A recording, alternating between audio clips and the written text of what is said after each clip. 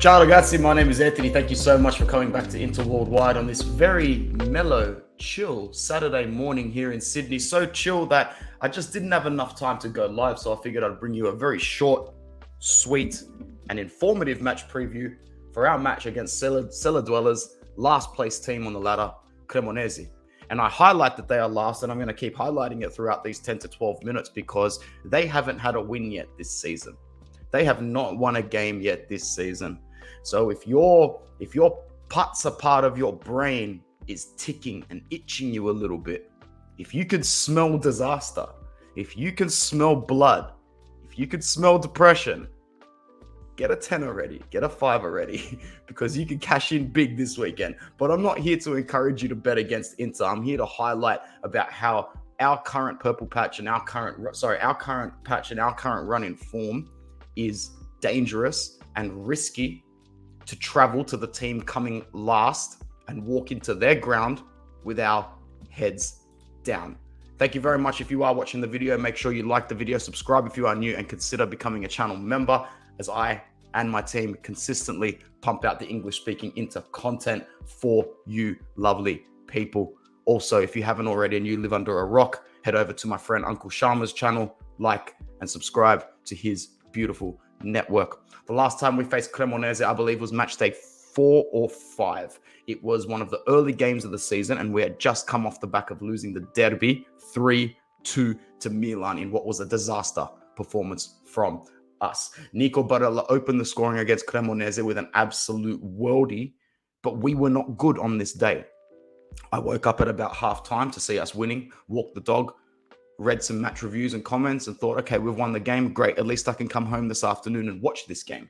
I came home to watch the game. It was a disaster. I feel like I should speak more directly into the camera. I don't speak into the camera ever. I'm always looking at the pictures on the slideshow. So I'm going to speak into the camera and maybe it looks a little bit better like that. Let's move over to the next image on our slide. So last time we beat Cremonese by 3-1. If I'm not mistaken, I think Tuco Joaquin Correa had a good game that game because after typing it into Google and watching the slides, he's all around the place. So this is one of those Tuco games where he came out and put in a decent performance against a minnow opponent like he does very well. I don't even think Joaquin Correa is in the form at the moment to warrant a start against Cremonese. But at the same time, with Atalanta waiting just around the corner in the Coppa and a derby coming up as well, do we have the luxury of rotating at the moment, or do we just start our best side? I really don't know. You let me know in the comments what you do, because you know, we do have a couple of players that are going to be unavailable, and I'll get to that when we get to the lineups and the predicted team news.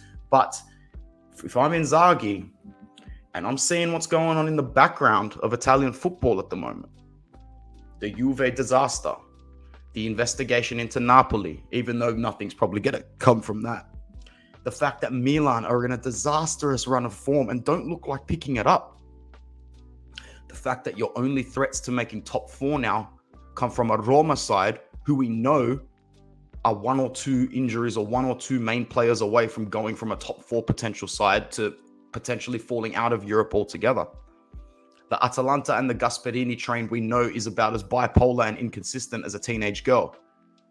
My biggest threat, which I think I maintained from the start of the season and said on their day they probably play the most attractive brand of football in the country, is Lazio.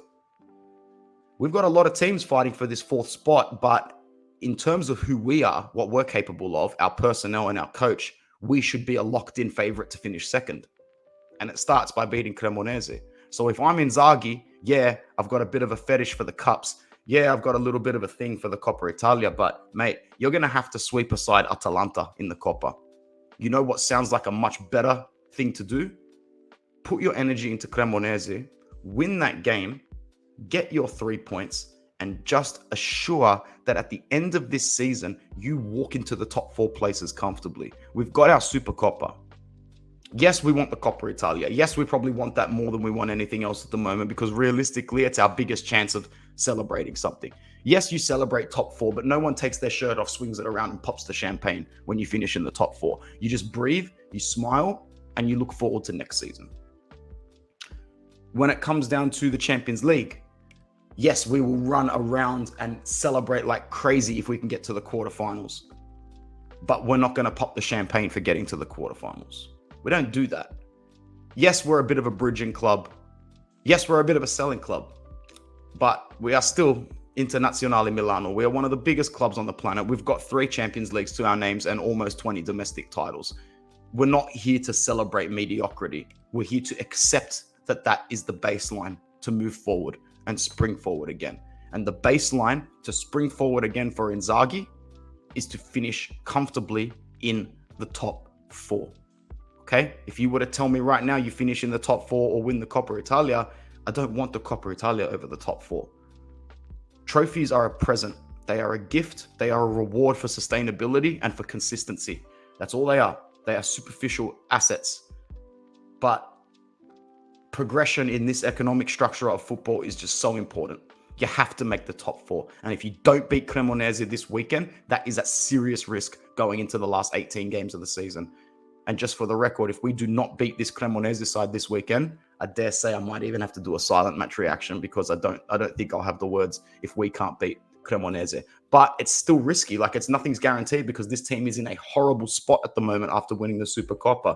As soon as we won the Supercoppa, we now, the player that wore the armband and led us last week is suspended with a red card. He will probably never wear the armband again, and he is walking soon.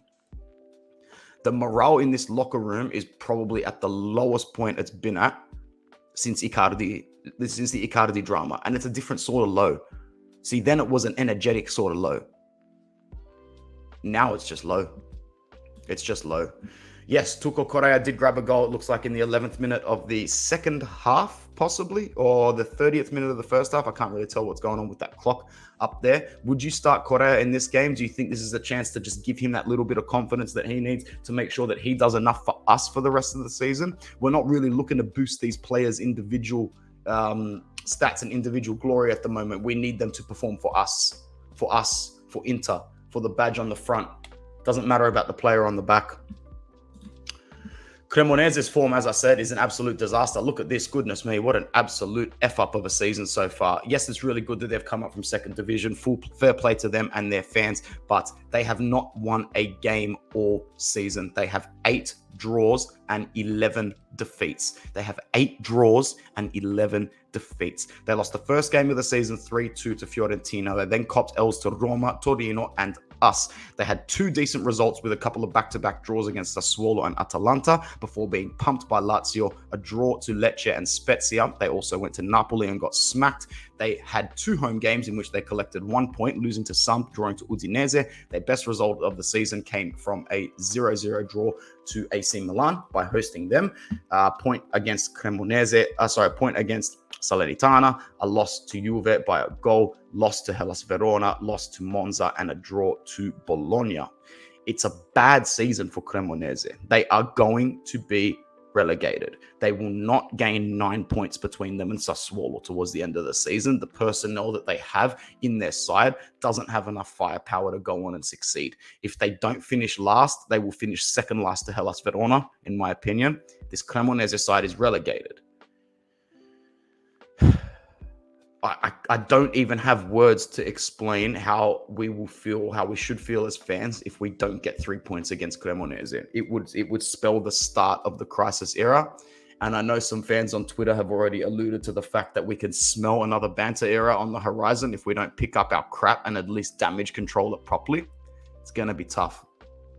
The only thing we can ask on the pitch from now to the end of the season is that we win the games that we're expected to win. And it starts with this one here.